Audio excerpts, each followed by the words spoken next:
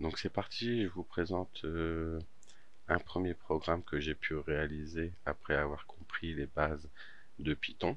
Bon, il faut savoir que j'ai déjà effectué ce travail avec le langage PHP. Qu'est-ce que j'ai fait ici? J'ai créé une question que vous pouvez découvrir ici. Alors cette fois-ci, par contre, c'est quelque chose que je ne vous ai pas montré dans les bases, mais qui en fait partie. C'est écrire du texte sur plusieurs lignes. Donc cela se fait à l'aide des trois guillemets. Donc souvenez-vous ici, quand on fait un print, par exemple, ou un input, on utilise une phrase et on met entre guillemets. Par contre, ici, pour pouvoir écrire plusieurs lignes, on va utiliser donc les trois guillemets. Donc, j'ai créé mon input, j'ai posé la question à l'utilisateur, et ensuite, tout simplement, à l'aide de conditions, en fonction de sa réponse, eh bien, j'affiche du texte.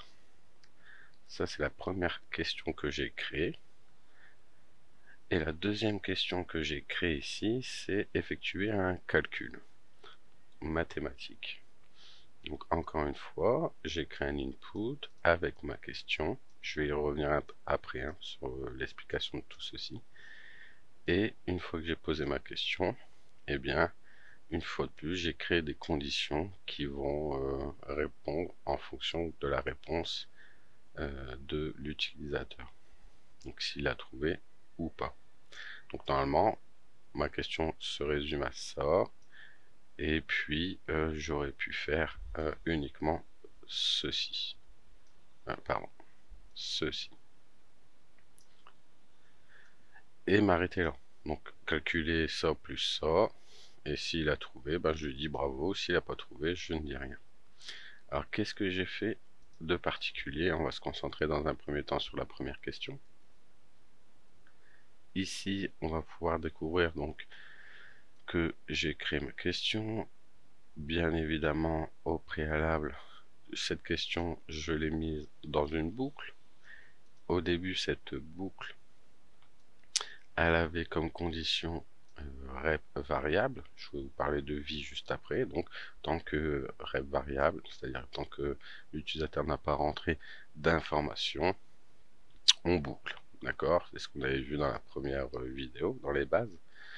Ensuite, et bien après, ben, j'ai fait tout un tas de conditions. Donc, si le résultat est égal à 1, bah, c'est qu'il a trouvé le bon résultat. Et ensuite, sinon si c'est égal à 2, parce que vous voyez 1, 2, hein, c'est en fonction des réponses, donc je sais que la bonne réponse c'est le 1. Donc c'est pour ça ici que j'ai mis le bravo sur la condition 1. Là, j'ai dit s'il a répondu 2, ben, une petite phrase en fonction des réponses. Et s'il a répondu 3, une autre petite phrase. Sinon, s'il répond 1, pas 1, 2, 3, et ben, je lui indique qu'il faut rentrer une valeur comprise entre 1 et 3. Donc ça, c'est ce que j'ai fait sur cette première question. Assez simple, une boucle où je pose ma question et en fonction des réponses, eh bien, j'affiche tel ou tel texte. Et ensuite, à la fin, là, je ne ferai pas un return v, mais un return rep variable pour récupérer la variable. Bien évidemment, cette question, je l'ai mise dans une fonction. Voilà. Alors, encore une fois, cette fonction, elle peut fonctionner sans aucun paramètre, hein. Un paramètre ou argument, donc sans la valeur qu'on aura mis dans les parenthèses, ni sans ça. Ça, c'est quelque chose que j'ai rajouté juste après. Donc cette première question, elle est dans une fonction. La deuxième question également, donc elle est dans une autre fonction que j'ai appelée math, et la première fonction, je l'ai appelée question 1.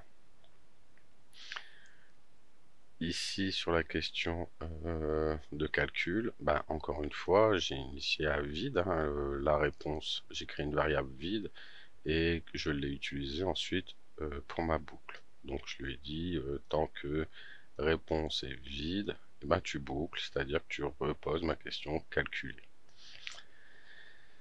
Ensuite, une fois que l'utilisateur donc a entré une valeur, donc comme c'est un calcul mathématique, il est censé rentrer un chiffre, d'accord?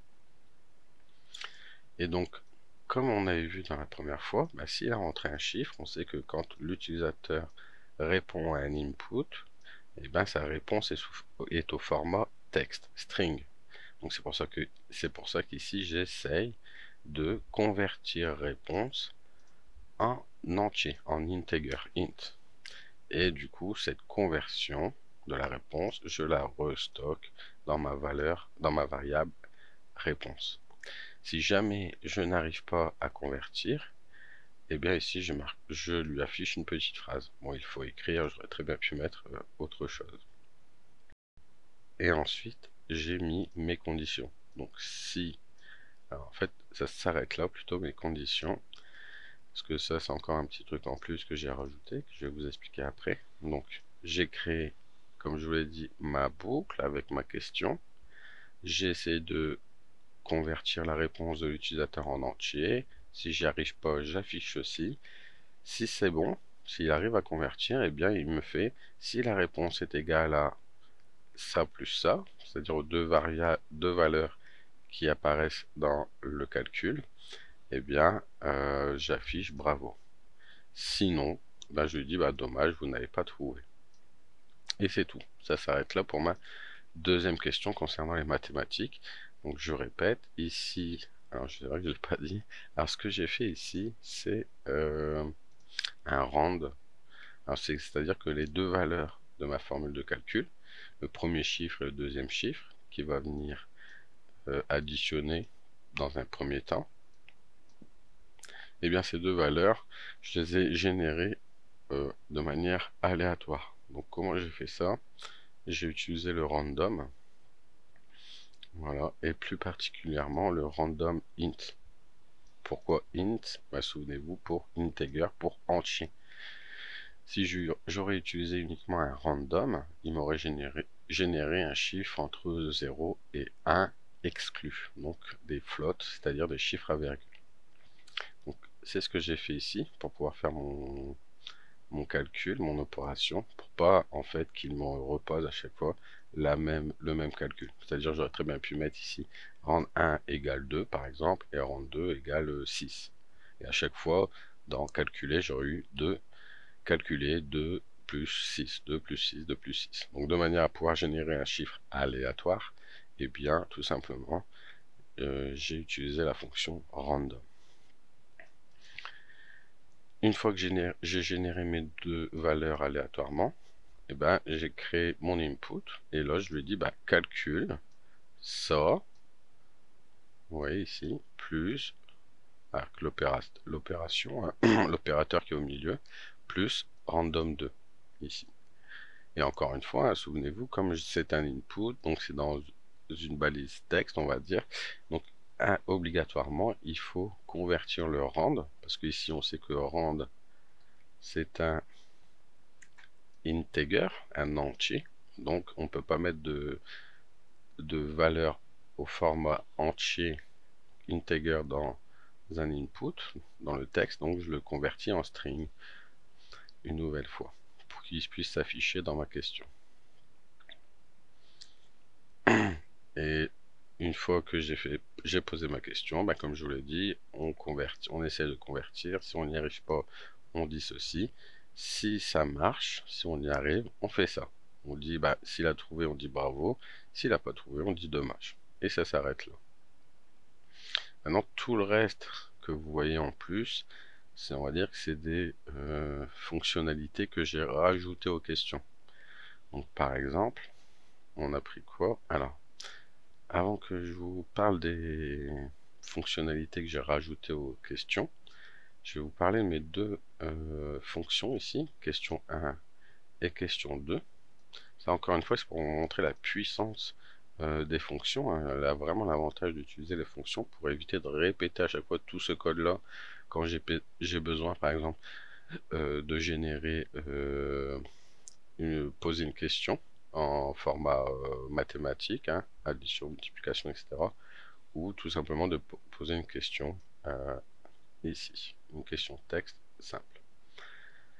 Et bien regardez ici un peu plus haut, un peu plus bas, pardon. Ici, j'ai séparé cette fonction, oui, qui s'appelle questionnaire. Et qu'est-ce qu'on trouve dans cette fonction? Ben, regardez, on retrouve mes deux appels de fonctions. En fait, dans une fonction, je peux appeler d'autres fonctions. Donc voilà. Donc le fait d'avoir écrit ces deux mots-là, bah, m'évite de retaper tout ça. D'accord? Donc je vous rappelle, ça c'est vraiment la partie importante à bien comprendre au niveau des fonctions. Donc voilà, c'était pour montrer que quand on crée une fonction peut appeler d'autres fonctions. Donc ça c'est vraiment le gros avantage. Et donc ici, bah, c'est pour ça que je fais une fonction qui va utiliser mes deux questions. Et ensuite, quand je veux utiliser donc mes deux questions, eh ben, je fais simplement, j'appelle ma fonction questionnaire. Au lieu d'appeler ma question, ma fonction question et ma fonction math, et ben ici, simplement, comme je l'ai mise dans une fonction, ben, j'utilise simplement l'appel de fonction question. Et voilà, ça me permet du coup de faire en sorte que mon programme, comme vous allez pouvoir le constater, va me poser les deux questions. Donc la première question, quel type de variables sont utilisées dans Python? Donc c'est le 1, integer, string, booléen et float. Il me dit bravo, il vous reste 3 vies, on va en parler après. Et quel type d'opération souhaitez-vous faire? Donc là je vais dire que je veux faire une addition, parce que je suis très fort en mathématiques. Je valide sur entrée, et là vous voyez automatiquement il me génère la question mathématique, donc calculer 1 plus 10. Donc là je vais dire que ça fait 2. Alors là comme j'ai mis un point, il me dit il faut écrire, donc ça il faudrait que je rechange le texte que j'ai mis dans ce print. Donc il me dit dommage vous n'avez pas trouvé, il vous reste de vie, calculer 1 plus 10, il me repose la question, et là cette fois-ci je vais mettre 11, et il me dit enfin bravo, il vous reste une vie. Donc j'ai réussi, et à la fin il me reste plus qu'une vie, et c'est la fin de mon programme. Donc maintenant c'est le moment de vous parler donc des fameuses vies ici. Donc là c'est un peu particulier. Qu'est-ce que j'ai fait pour les vies? Donc là en fait j'ai créé mon questionnaire, d'accord, et du coup je lui ai initié une nouvelle variable qui s'appelle vie. Et ça du coup ça me permet de, on va dire, de donner des chances à l'utilisateur de répondre au questionnaire. Si par exemple aujourd'hui, dans l'état qu'elle était ma question, bah, que l'utilisateur ne trouvait jamais, en fait là on le voit pas, mais dans mes 6, à part dans le 6 bravo, mais dans les 3 autres ici, j'avais, pour que l'utilisateur puisse retaper la question ici, j'avais refait un appel de fonction, c'est-à-dire que j'avais refait question ici, j'avais appelé ma fonction question et je l'avais ajouté en dessous de chaque, comme ici, chaque sinon si et sinon. D'accord? Donc là, donc en ayant fait ça, bah, si par exemple je pose la question que l'utilisateur dit 1, eh bien je lui dis bravo, et puis on break, c'est-à-dire on sort de la boucle, parce que forcément c'était la bonne réponse. Par contre ici, ben, s'il met 2, je lui dis que c'est dommage, et à la fin, je refais un appel de fonction. Donc je rappelle ma question, question 1. Et du coup ça permet de reboucler, si jamais il n'a pas trouvé la bonne réponse. Pareil s'il met 3, ou pareil s'il ne met tout sauf 1. Et donc ici je refais mes appels de fonction. Ça c'était du coup une manière de faire infini. Ça veut dire que tant que l'utilisateur n'avait pas trouvé la bonne réponse, et ben le programme reposait la question à chaque fois. Donc ça c'était au début quand j'ai construit du coup mon premier questionnaire, et après avoir fait ça, j'ai ensuite voulu ajouter des vies, donc le nombre des essais, un nombre d'essais limité à l'utilisateur pour qu'il puisse répondre aux bonnes questions.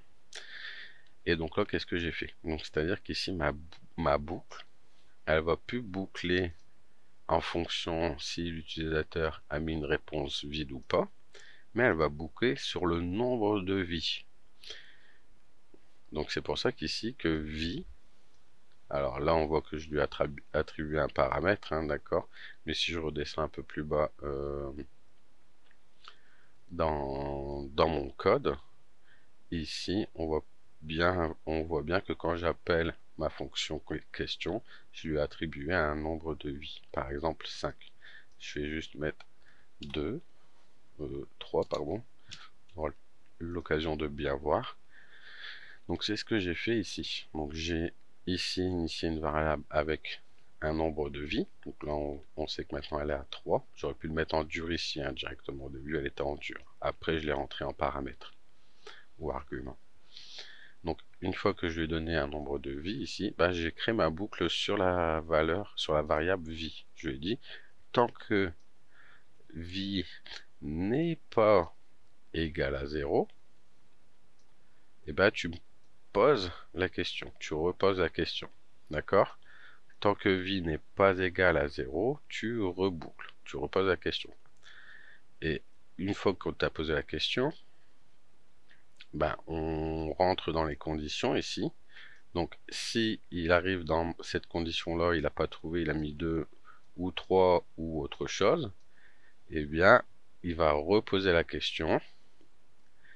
Et ici, ce que vous pouvez voir, c'est que j'ai décrémenté la variable vie. C'est-à-dire que je lui ai fait moins égal, j'aurais très bien pu écrire, il y a deux manières d'écrire, hein, cette partie-là, c'est vie égale vie moins 1. Voilà, j'aurais très bien pu écrire ça de cette manière. D'accord? C'est deux manières d'écrire, mais qui font la même chose. Et donc à chaque fois que je boucle, d'accord, bah, je retire 1 à la variable vie. Elle est au départ, elle est à 3. Donc dès que je suis rentré une première fois dans ma boucle, bah, je lui ai retiré une vie. J'ai posé la question. Et en fonction de sa réponse, vous savez, bah, il reboucle. D'accord? Parce que bah, là, j'ai posé ma question et j'ai récupéré sa valeur. Donc j'ai vu que c'était 2, je lui ai dit que c'était dommage. Et une fois qu'on est rentré dedans, on sort de la boucle.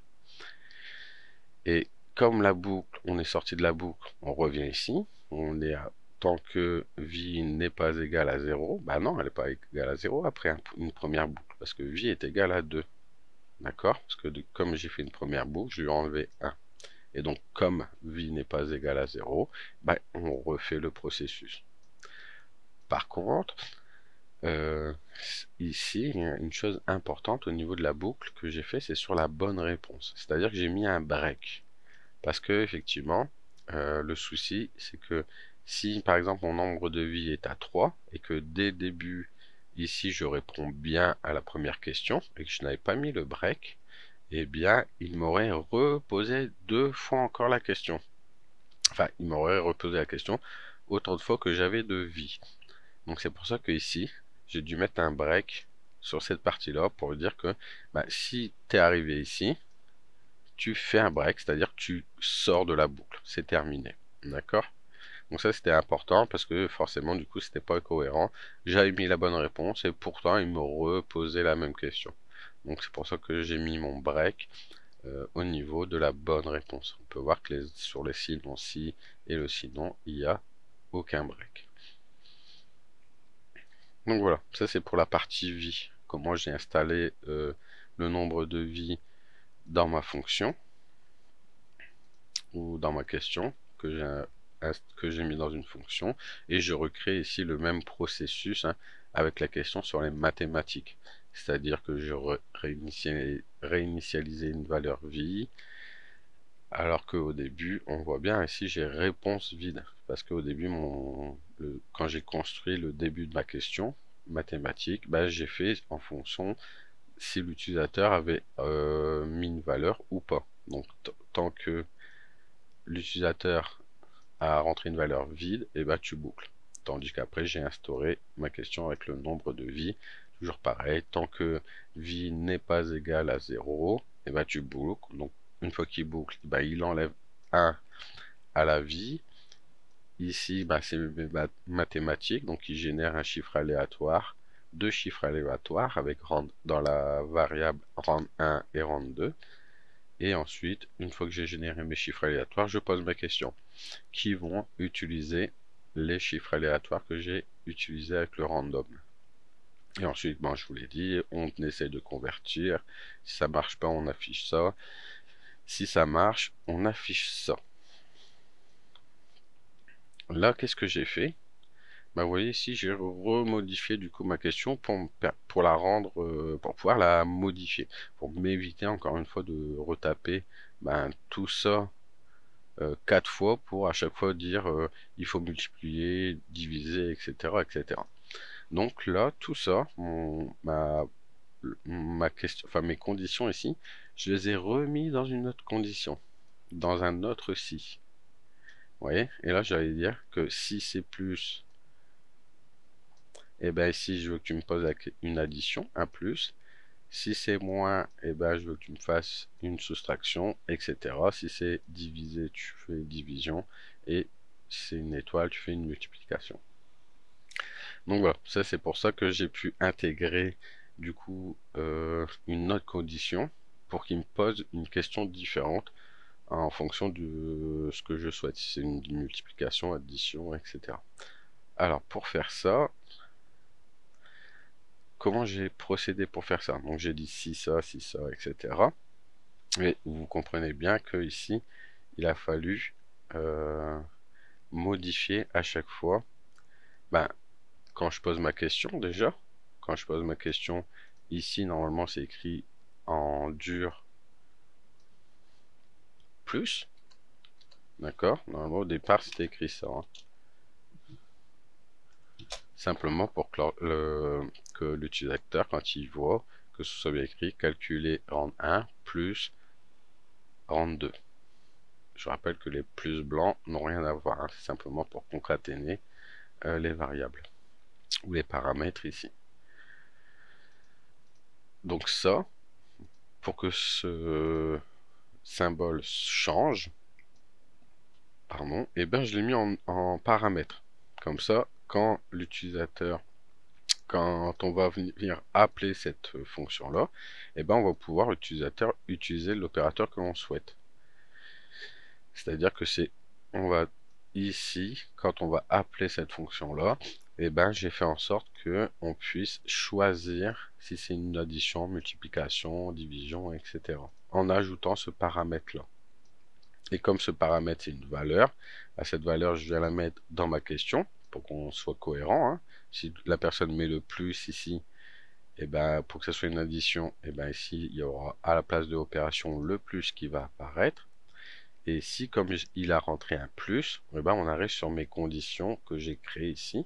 Vous voyez, celles qui imbriquent mes premières conditions pour savoir le résultat. Et donc là, comme je vous l'ai dit, si c'est ça, si c'est un plus, ben il va m'afficher ces conditions-là. D'accord?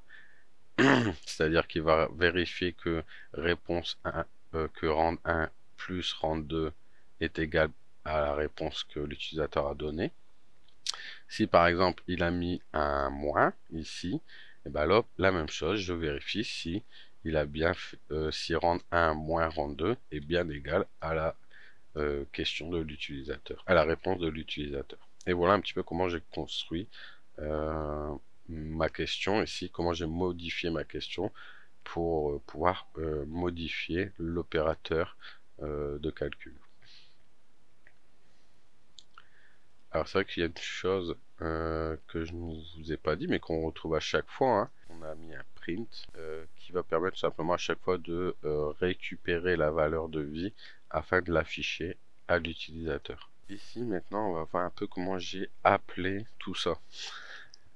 Donc on voit que, comme je l'ai dit, j'ai créé une fonction avec mon nombre de vie, hein, d'accord, pour que c'est moi qui choisisse le nombre de vie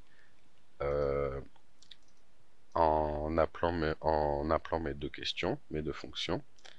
Donc ici, j'initialise toujours ma variable vie.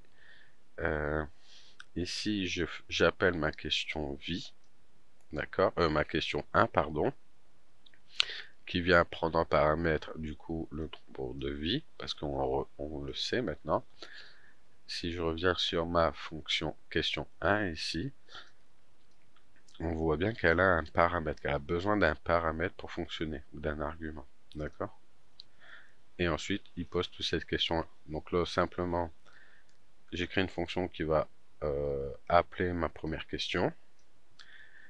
Ensuite, ici, qu'est-ce qui s'est passé? Alors, si j'occulte pour l'instant cette partie-là, là, eh bien, c'est mes deux chiffres, euh, c'est mes deux variables que je vais avoir besoin pour effectuer mes calculs. Parce que, comme on le voit bien ici sur ma fonction math, bah, cette fonction math a besoin de 1, 2, 3, 4. Elle a besoin de 4 paramètres ou arguments pour fonctionner. Alors, les deux premiers paramètres, c'est chiffre 1 et chiffre 2. Souvenez-vous, c'est le rand int ici. C'est ce que j'ai utilisé pour générer un chiffre entier aléatoire entre 1 et 10.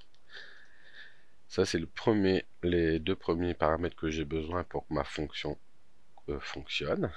Ensuite, c'est ma vie. Mais ici, ma vie, c'est bon. Je l'ai déjà initialisé, ma variable vie. Et ensuite, c'est mon choix.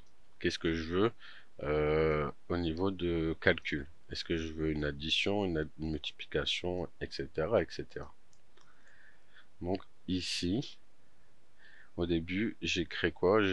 J'appelle ma fonction ici en faisant le choix opérateur 1, opérateur 2, etc. Soit je le mets fait moi-même, c'est-à-dire ici je fais, alors, si je prends par exemple ici,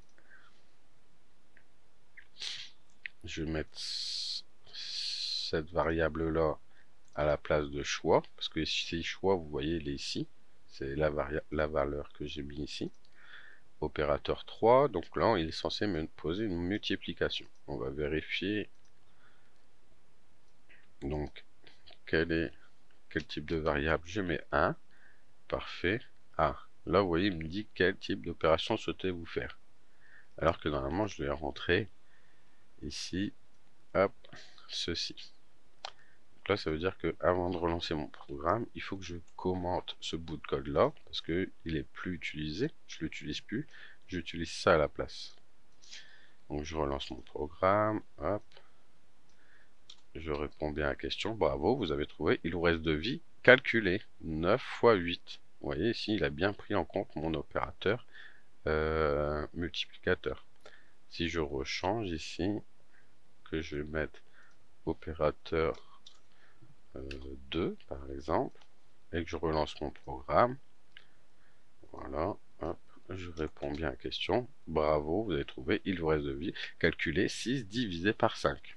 Vous voyez, donc ça fonctionne bien. Ensuite, je me suis dit, ben, au lieu de à chaque fois changer moi-même la valeur du paramètre ici, ben, je me suis dit, allez hop, je vais créer un input, voilà, tout simplement, pour pouvoir choisir le type d'opérateur. Voilà. Donc ici, par contre, vous voyez, j'ai marqué qu'il faut gérer les cas non valides. D'accord? Pourquoi j'ai marqué ça? Parce que, je relance mon programme pour voir si ça fonctionne bien.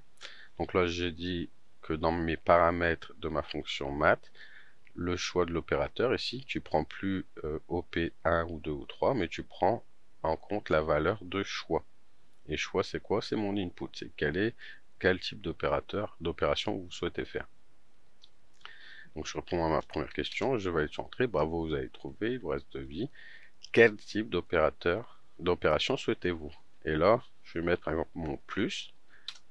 Bravo, bah, là il me fait calculer 9 plus 5. Donc je vais lui dire que ça fait 14, bravo, vous avez trouvé. Si je relance mon programme, hop, de nouveau 1. Quel type d'opérateur souhaitez-vous faire? Je vais dire multiplier. Et là on voit bien qu'on a calculé 10 fois 10. Parfait. Donc ça, on voit bien que ça fonctionne à ce niveau-là. Et c'est tout. Donc c'est un peu, voici un peu comment fonctionne donc la fonction math que j'ai créée avec ces différents arguments. Donc qui sont les chiffres utilisés pour faire le calcul, pour poser la question, avec le chiffre, la valeur pardon, de vie et la valeur de l'opérateur.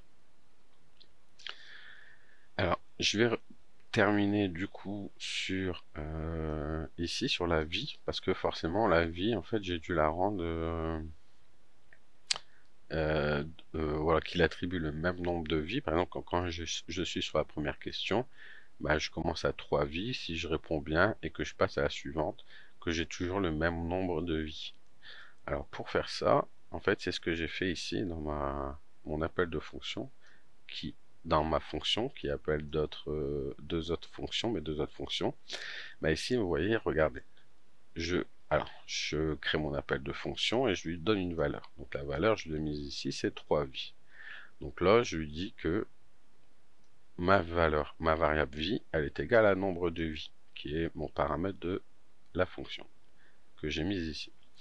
Ensuite, je pose ma question. D'accord? Une fois que j'ai fait ma première question, bah, n'oubliez pas, le nombre de vies va changer. Parce que bah, j'aurais peut-être pu répondre à cette première question en une fois ou en 2 fois, etc.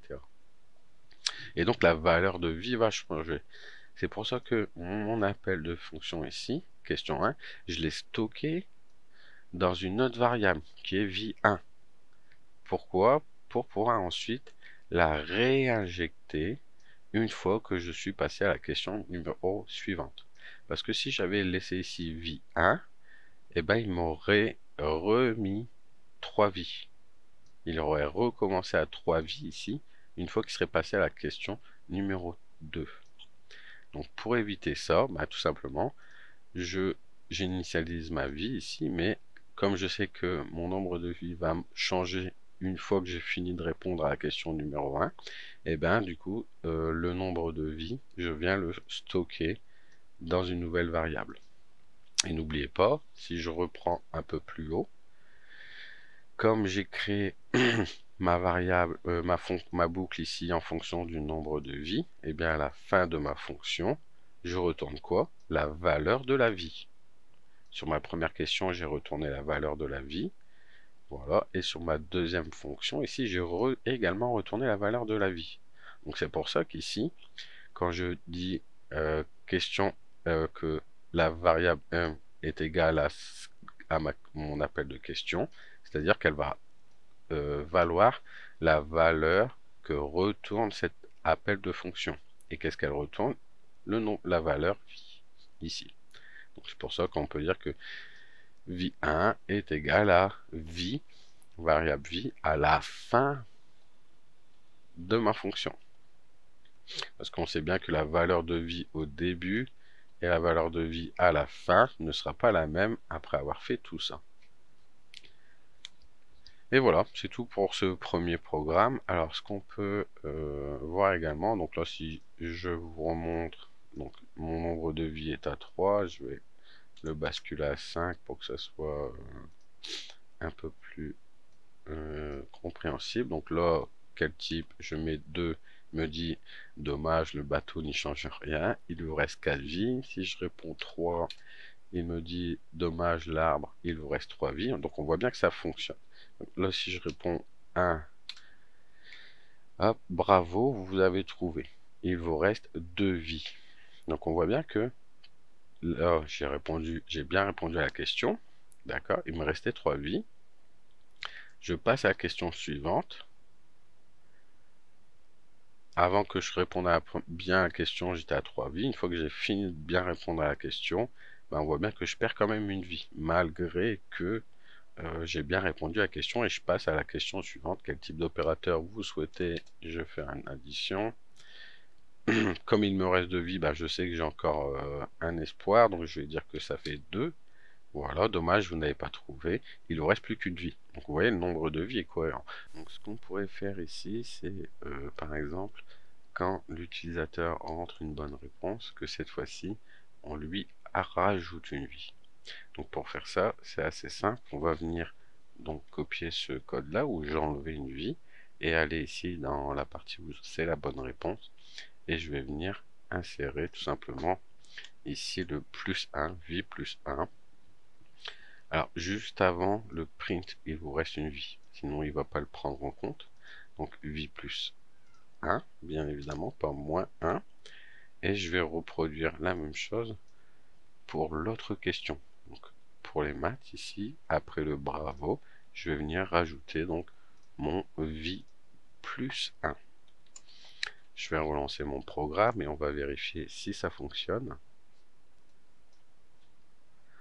Donc je réponds mal, il vous reste 4 vies. Vous voyez ici, je pourrais aussi encore gérer le problème de vie ici, où il manque un S. Donc on va essayer de faire ça peut-être pour la prochaine vidéo. Donc là, il me reste 2 vies, il me reste 3 vies, ok. Je réponds bien, je valide. Ouais, cette fois-ci, il me reste 3 vies, une nouvelle fois. Alors que tout à l'heure, il me restait plus que 2 vies. Vous vous souvenez, quand je répondais bien, eh bien, il me supprimait une vie quand même. Donc là, quel type d'opérateur je souhaite faire plus. Donc je sais qu'il me reste 3 vies, donc je vais répondre mal. Hop, il m'en reste plus que 2. 6 plus 1, 7.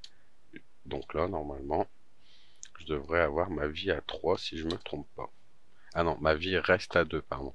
Parce que comme il enlève une vie, il faut que je passe à la question. Donc vie passe à 1. Et comme ici, après mon bravo, je lui rajoute une vie. Donc la vie reste bien à 2. Vous voyez, je ne perds pas de vie. Et ça fonctionne.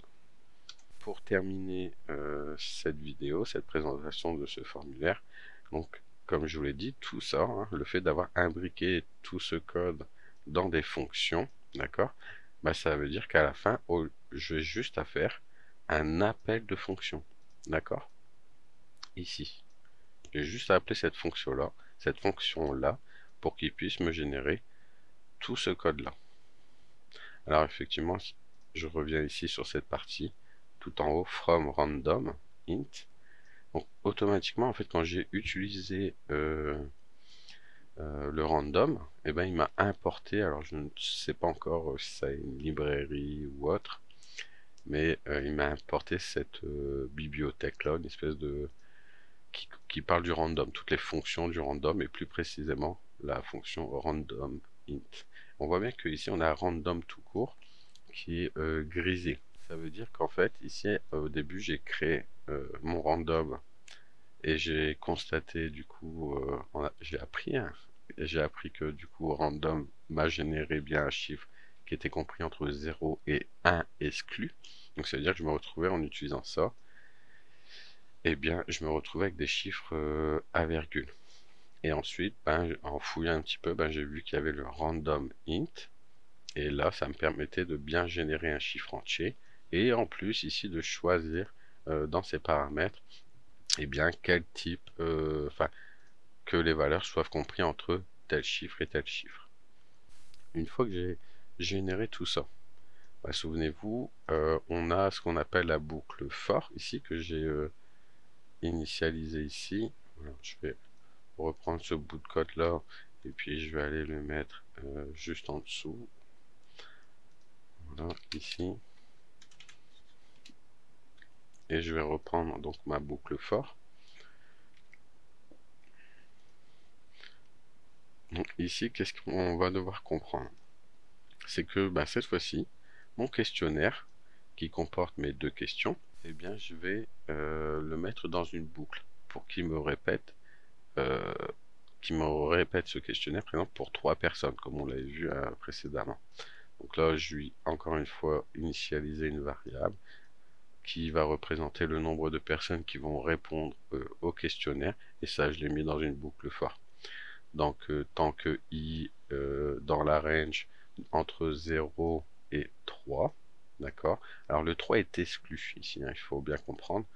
Donc c'est-à-dire qu'il commence par 0, ça fait 1, 2, 2 c'est le 1, et 3 c'est le 2. Donc quand je dis 3 ici, en fait, c'est 3, mais à partir de 0. C'est pour cette raison ici que je fais le plus 1. Souvenez-vous, ici, pour que j'aurais très bien pu, hein, tout simplement, faire ma boucle avec ces 2 lignes de code là. D'accord. Alors, souvenez-vous, le print vide ici, c'est simplement pour laisser un espace. Et ici, c'est simplement que j'affiche du texte. Et en plus, j'affiche la valeur de i. D'accord. qu'il y a ici. Pourquoi je fais ça? Pour qu'on distingue bien quand quand il me pose la question, est-ce que ça concerne du coup la première personne qui répond ou la deuxième, etc. Donc je vais lancer le programme pour que vous ayez une meilleure vision des choses. Alors hop, c'est parti. Et là vous voyez automatiquement, la première chose qu'il fait c'est quoi? C'est il laisse un espace vide ici tout en haut avec mon print. Il met personne 1 parce que ici j'ai fait un print avec du texte et dedans j'ai incrémenté du coup la valeur de i à laquelle j'ai fait une addition, le plus 1, parce que je sais qu'il commence à 0. Et encore une fois, on n'oublie pas, comme c'est de l'integer, un chiffre entier ici, c'est pour ça que je peux faire un plus, et bien je ne peux pas l'intégrer dans mon print. Il faut absolument que je le convertisse en chaîne de caractères. Une fois que j'ai fait ça, et bien il me pose la question, quel est le type de variable? Donc là je vais répondre bien à la première question, bravo, vous avez trouvé, il vous reste 5 vies, comme mon point de départ, parce qu'on l'avait incrémenté. Quel type d'opérateur vous souhaitez? Je vais faire le plus, 5 plus 4, je vais répondre faux, je vais dire dommage, il vous reste 4 vies, 5 plus 4, 9, et je valide sur entrée. On voit bien qu'il me met bravo, il vous reste 4 vies, ok, ça marche bien, et après, vous voyez, on passe à personne 2. Donc ça veut dire que ici, là, la première personne a fini le questionnaire, et ensuite on passe à la deuxième personne. Quel type d'opérateur vous souhaitez le plus? Je réponds bien directement, et voilà. Et vous voyez, on passe bien à la troisième personne. Quel type hop, je réponds bien à la question. Quel type d'opérateur? 5 plus 7, 12, et je valide. Et là, vous voyez, à la fin, on est bien à la fin du programme, parce que je lui ai dit que je voulais qu'il y ait que tu répètes le questionnaire que 3 fois grâce à la boucle for. C'est tout pour cette application. J'essaierai peut-être de faire une autre vidéo où je vais améliorer l'application. Merci d'avoir regardé cette vidéo. N'hésitez pas à laisser vos commentaires ou vos remarques.